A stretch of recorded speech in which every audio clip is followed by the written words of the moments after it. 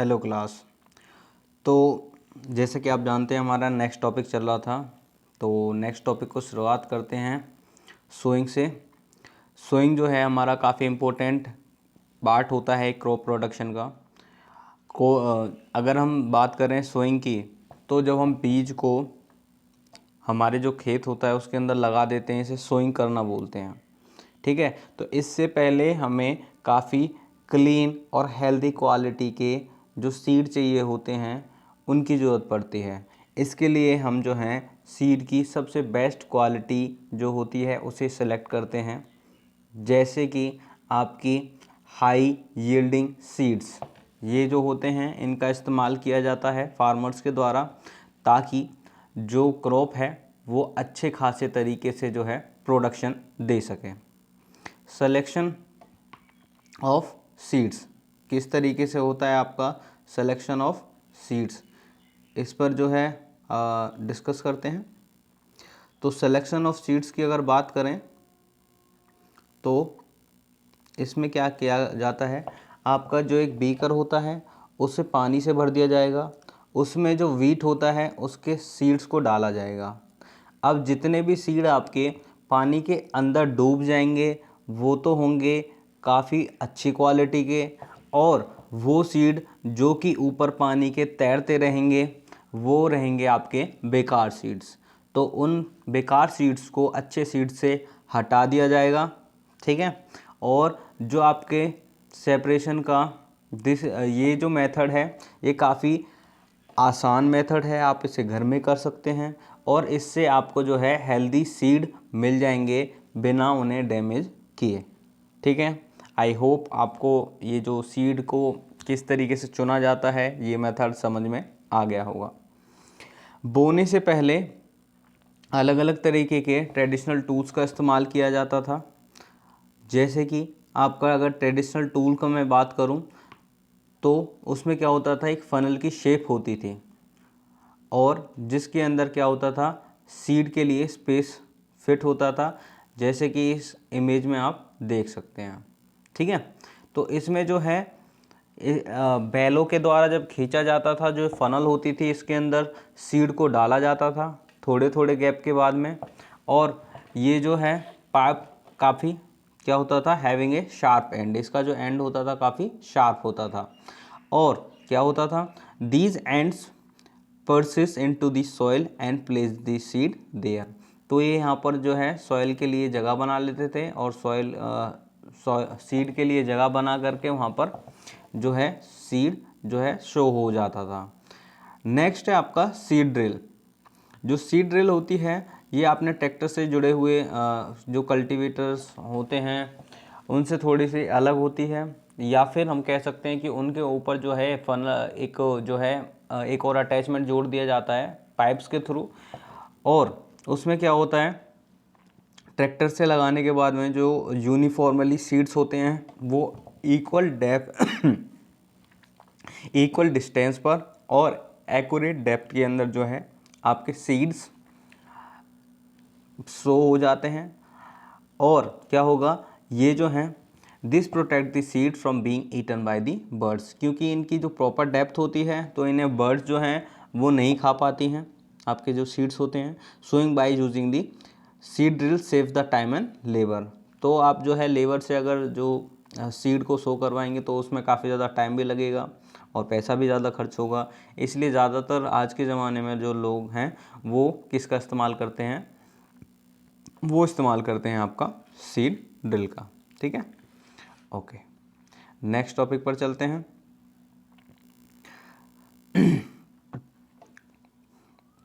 जैसे ही आपका सीड जो है बो दिया जाता है उसे प्रॉपर अमाउंट में सनलाइट चाहिए, न्यूट्रिशन चाहिए और वाटर चाहिए सॉइल के अंदर रहते हुए, क्योंकि अगर ये सारी चीज़ें उसे नहीं मिलेंगी तो क्या होगा, जो आपका सीड है वो जर्मिनेट नहीं होगा।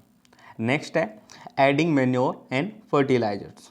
जो आपके मैन्योर और फर्टिलाइजर्स होते हैं वो क्या काम करते हैं, हेल्दी ग्रोथ में हेल्प करते हैं, न्यूट्रिशन प्रोवाइड करके आपकी जो क्रॉप होती है उसको। अब जो आपकी सॉइल होती है वो मिनरल्स न्यूट्रिएंट्स को लगातार सप्लाई करती रहती है क्रॉप प्लांट्स को, और जो ये न्यूट्रिएंट्स एसेंशियल होते हैं प्लांट्स की ग्रोथ के लिए।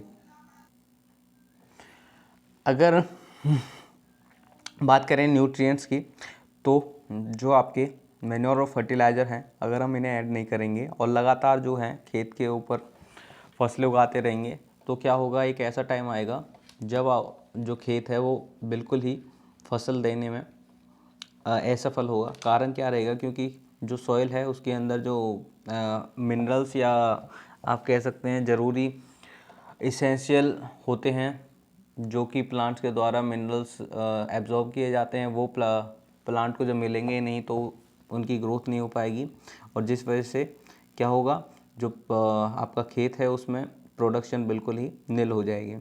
कंटिन्यू, ये रहा आपका जो कंटिन्यू कल्टीवेशन ऑफ क्रॉप्स है, वो उससे क्या होता है, सॉइल में पुअर इन न्यूट्रिएंट्स कर देता है। देयरफॉर जो फार्मर्स होते हैं उन्हें ऐड करने पड़ते हैं मैन्योर, ताकि जो रिप्लेनिश हो सके सॉइल की जो न्यूट्रिएंट्स वैल्यू है, और इस प्रोसेस को बोला जाता है मैन्योरिंग। ठीक है, तो ध्यान रखना है आपने कि मैन्योरिंग जो होती है वो एक ऐसी प्रोसेस होती है जिसमें क्या होता है, ये वाला, तो जो मैन्योरिंग होती है ये ऐसी प्रोसेस होती है जिससे कि आपके जो प्लांट्स हैं उनमें मैन्योर ऐड किया जाता है, और इम्प्रॉपर और सफिशिएंट मैन्योरिंग अगर होगी तो प्लांट भी जो हैं वो भी काफ़ी वीक होंगे। मैन्योर जो है एक ऑर्गेनिक सब्सटेंस है जो कि हमारा प्लांट या एनिमल्स के वेस्ट से हमें मिलता है, और जो फार्मर्स होते हैं वो डंप कर देते हैं प्लांट और एनिमल्स को एक पिट के, जो वेस्ट होता है उनको एक पिट के अंदर डाल देते हैं, और जिसके अंदर जो आपके अर्थवर्म होते हैं या रेड वर्म्स होते हैं उनकी हेल्प से जो है आपका ये मैन्योर जो है वो बनकर तैयार हो जाता है। ठीक है, तो ऐसा होता कि इस वजह से ये माइक्रो ऑर्गेनिज्म जो लगातार इनके ऊपर वर्क करते हैं उनकी वजह से होता है, और ये एक ऑर्गेनिक मैटर जो है वो आपका बनकर तैयार हो जाता है, जिसे हम वर्मी कंपोस्ट भी के नाम से भी जानते हैं। ठीक है, तो आगे क्या है आगे है आपका ये जो बेटर ग्रोथ, अगर आप मैन्योर डालेंगे तो आपके प्लांट्स जो हैं वो काफ़ी बेटर तरीके से ग्रोथ होंगे। और जो फर्टिलाइज़र्स होते हैं ये आपके केमिकल से बनाए जाते हैं, काफ़ी रिच होते हैं ये भी न्यूट्रिएंट्स के अंदर, लेकिन ये काफ़ी अलग होते हैं मैन्योर से। जो फर्टिलाइज़र्स होते हैं ये फैक्ट्री के अंदर प्रोड्यूस किए जाते हैं, जैसे कि आपका यूरिया हो गया, अमोनियम सल्फेट हो गया, सुपर फॉस्फेट हो गया, पोटास हो गया, या फिर NPK, इसकी फुल फॉर्म है नाइट्रोजन, फॉस्फोरस और पोटेशियम। तो ये जो हैं आपके फर्टिलाइज़र्स जो कि फैक्ट्रीज वगैरह के अंदर बनाए जाते हैं, ये वाटर सॉल्युबल होते हैं, तो पानी में मिलने के बाद में काफ़ी आसानी से जो है सॉइल के अंदर मिल जाते हैं। लेकिन होता क्या है, ये वाटर सॉल्युबल होने की वजह से अगर आपने जो है इनको डाल दिया और जो पानी है वो किसी दूसरे के खेत में चला जाएगा, तो या तो उसके खेत में जो है ज़्यादा अमाउंट ऑफ फर्टिलाइज़र जाने की वजह से क्या होगा, उसकी जो फसल है वो बर्बाद हो जाएगी, या फिर क्या होगा, उसकी जो फसल है वो बहुत ही ज़्यादा अच्छी हो जाएगी। दोनों ही मामलों में जो है आपका नुकसान होने वाला है। तो इस बात का ध्यान रखना है कि ये जो है वाटर सॉल्युबल होते हैं, किसी भी तरीके का ह्यूमस जो है ये सॉइल के अंदर ऐड नहीं करते हैं। ठीक है, और अगर बात करें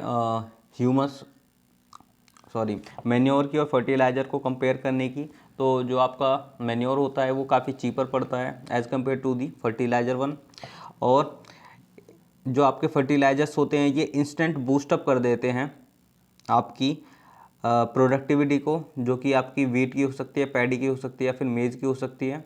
ये काफ़ी क्या है, excessive use of the fertiliser soil की जो सॉइल को लेस फर्टाइल कर सकते हैं, और जो फर्टिलाइजर्स होते हैं वो वाटर पॉल्यूशन का कारण भी बन सकते हैं। Therefore in order to maintain the fertility of the soil, अगर आपको फर्टिलिटी बनाए रखनी है सॉइल की, आपने क्या काम करना है, मैन्योर जो है उसके साथ साथ में ध्यान रखना है कि आप मैन्योर तो डाल ही रहे हैं और कुछ कुछ अमाउंट में जो है फर्टिलाइजर्स का यूज़ कर सकते हैं। अगर आप जो है प्रॉपर ऑर्गेनिक फार्मिंग करना चाहते हैं तो आप जो है फर्टिलाइजर्स का यूज़ ना करके प्योर मैन्योर जो है उसी के ऊपर जो है अपनी खेती उसे कर सकते हैं। आगे क्या है, the use of the manure improve करता है आपके सॉइल के टेक्सचर को, रिटेन करता है आपकी वाटर होल्डिंग जो कैपेसिटी होती है, और रिप्लेनिश करता है सॉइल के जो न्यूट्रिएंट्स होते हैं उनको।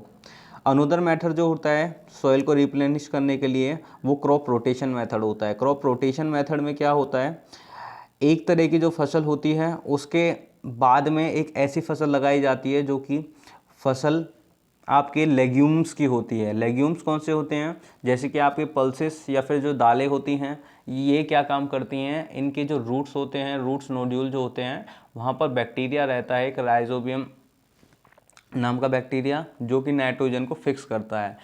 अब नाइट्रोजन को फिक्स करने के कारण जो सॉइल है उसमें अच्छे खासे तरीके से रिप्लेनिश हो जाती है वो नाइट्रोजन से। ठीक है, अगर मैं लाइन बताऊं आपको तो इस लाइन पर जो है ध्यान दीजिए, तो यहाँ पर जो है इसमें बताया हुआ है कि जो आपकी रिप्लेनिश करती है सॉइल को विद दी नाइट्रोजन, और एनकरेज करती है आप फार्मर्स को इस चीज़ को और ज़्यादा इन्हेंस करने के लिए। तो इस तरीके से जो क्रॉप रोटेशन होता है इनका ध्यान रखा जाता है। और अगर मैं आपको डिफरेंस बताऊं फर्टिलाइजर्स और मैन्योर के अंदर, तो फर्टिलाइज़र जो होते हैं वो मैन मेड इनऑर्गेनिक सॉल्ट्स होते हैं। इनऑर्गेनिक का मतलब ये ऑर्गेनिक रूप से तैयार नहीं होती, फैक्ट्रीज़ के अंदर बनते हैं। दूसरी तरफ जो मैन्योर होते हैं वो नेचुरल सब्सटेंस होते हैं, आपके डिकम्पोजिशन से बनते हैं। आप जैसे आपका काउ डंग हो गया, फैलो डंग हो गया, प्लांट्स का रेजिड्यू मैटर जितना भी होता है उससे बनते हैं। जो आपके फर्टिलाइजर्स होते हैं फैक्ट्री के अंदर प्रिपेयर किए जाते हैं, जबकि ये जो आपका मैन्योर होता है ये खेतों के अंदर भी प्रिपेयर किया जा सकता है। जो आपके फर्टिलाइजर्स होते हैं वो किसी भी तरीके से ह्यूमस ऐड नहीं करते हैं सॉइल के अंदर, जबकि जो मैन्योर होता है वो ह्यूमस भी ऐड करता है। जो फर्टिलाइजर्स होते हैं वो काफ़ी रिच होते हैं न्यूट्रिएंट्स में, जैसे कि आपका नाइट्रोजन, फॉस्फेट और पोटेशियम होता है। दूसरी तरफ जो मैन्योर होते हैं वो थोड़े से कम रिच होते हैं न्यूट्रिएंट्स के अंदर, अगर क्या आप कंपेयर करोगे फर्टिलाइजर से, लेकिन वो ह्यूमस ऐड करते हैं, जबकि फर्टिलाइजर्स ह्यूमस ऐड नहीं करते। एडवांटेजेस क्या हैं हमारे मैन्योर के फर्टिलाइजर्स के ऊपर, तो जो ये आपके वाटर होल्डिंग कैपेसिटी को इन्हेंस करते हैं, कौन, मैन्योर। दूसरा, ये जो हैं आपके सॉइल को पोरस बनाते हैं। पोरस का मतलब क्या है, ये पोरस का मतलब होता है छोटे छोटे होल्स। सॉइल में जो छोटे छोटे होल्स रहेंगे उनकी हेल्प से जो है गैसेस का एक्सचेंज हो पाएगा आसानी से, और गैसेस का एक्सचेंज होना बहुत ही ज़्यादा ज़रूरी है जब आप क्रॉप उगा रहे होते हैं। तो it increase the number of the friend microbes, तो आपका जो ह्यूमस होता है क्योंकि वो इंक्रीज होता है मैन्योर जैसे आप डालते हैं, तो ह्यूमस के साथ में आपके माइक्रोब जो हैं वो भी बढ़ते हैं। और क्या है, ये सॉइल के टेक्सचर को भी इम्प्रूव करता है। ठीक है, इसके बाद में है इरिगेशन।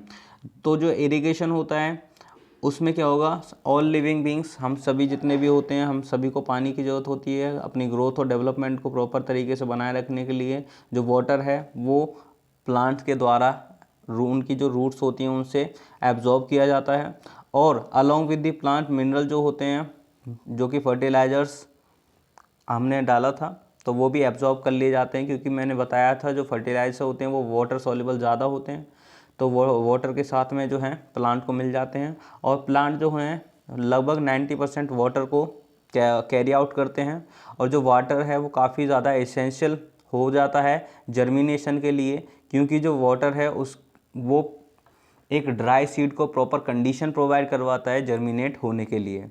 ठीक है, तो न्यूट्रिएंट्स जो होते हैं वो डिसॉल्व हो जाते हैं वाटर के अंदर और पहुंचते हैं प्लांट के अंदर। जो वाटर होता है वो प्रोटेक्ट करता है from the Frost and hot air currents. तो जो आपके या तो बहुत ज़्यादा बर्फ़ पड़ जाती है कई इलाकों में, या फिर बहुत ज़्यादा गर्म एयर करंट जो होता है, इन सभी से जो है वाटर टेम्परेचर को मेंटेन करके रखता है, और जो मॉइस्चर है सॉइल का उसे भी बनाकर रखता है, ताकि जो आपका field have to be watered regularly. तो जो आपका अगर आपने जर्मिनेट करवाना है खेत, तो उसमें लगातार जो है आपने पानी या फिर इरिगेशन जो है लगातार देना पड़ता है।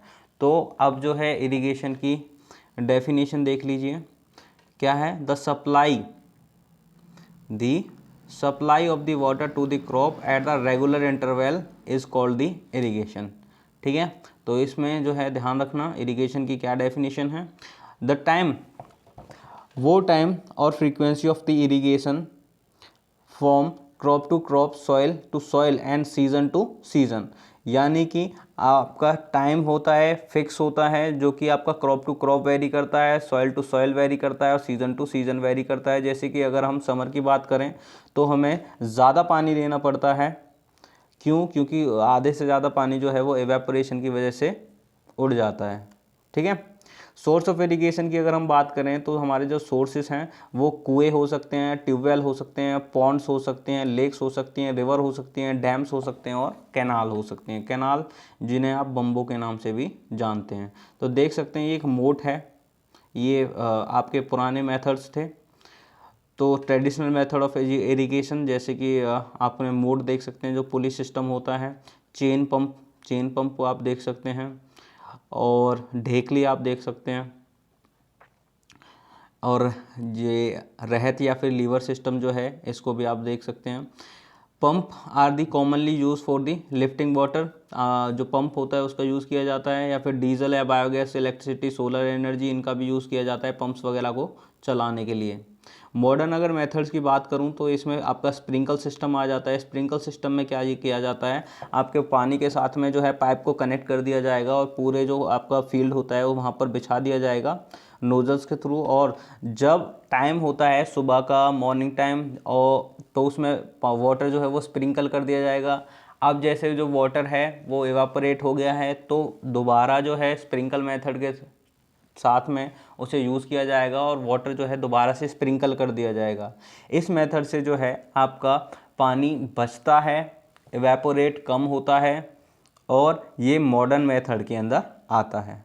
दूसरा है आपका ड्रिप सिस्टम। जो ड्रिप सिस्टम होता है इसमें आप देख सकते हैं प्लांट के साथ में जो है, जो उसकी रूट होती है उसके साथ में एक पाइप को अटैच कर दिया जाता है, जिसमें से ड्रॉप बाय ड्रॉप जो है वाटर लगातार गिरता रहता है और जितना भी वाटर रिक्वायरमेंट होता है वो जो प्लांट है, प्लांट के द्वारा जितना भी रिक्वायरमेंट होता है वो वाटर एब्जॉर्ब कर लिया जाता है, और जो बचा हुआ वाटर होता है वो सेव रहता है, ना कि एवेपोरेट हो जाता है। तो ये जो मॉडर्न मेथड्स हैं, जैसे कि आपका स्प्रिंकल मेथड या फिर आपका ड्रिप सिस्टम मेथड, ये दोनों एफिशिएंसी बढ़ा देते हैं, यानी कि हम कम पानी का इस्तेमाल करते हुए जो हमारी क्रॉप प्रोडक्शन है उसकी एफिशिएंसी हमारी बढ़ जाती है। ठीक है। तो आई होप ये इरिगेशन वाला टॉपिक भी आपको समझ में आ गया होगा। नेक्स्ट जो है प्रोटेक्शन फ्रॉम द वीड्स, ये मैं नेक्स्ट वीडियो में बनाऊंगा, क्योंकि जो वीडियो है वो बहुत ज़्यादा लंबी हो जाएगी। तो वेट करिए नेक्स्ट वीडियो के लिए, तब तक के लिए चैनल को सब्सक्राइब कर लीजिए और अपने जो दूसरे फ्रेंड्स हैं उन तक भी शेयर करिए। Okay, bye, have a good day.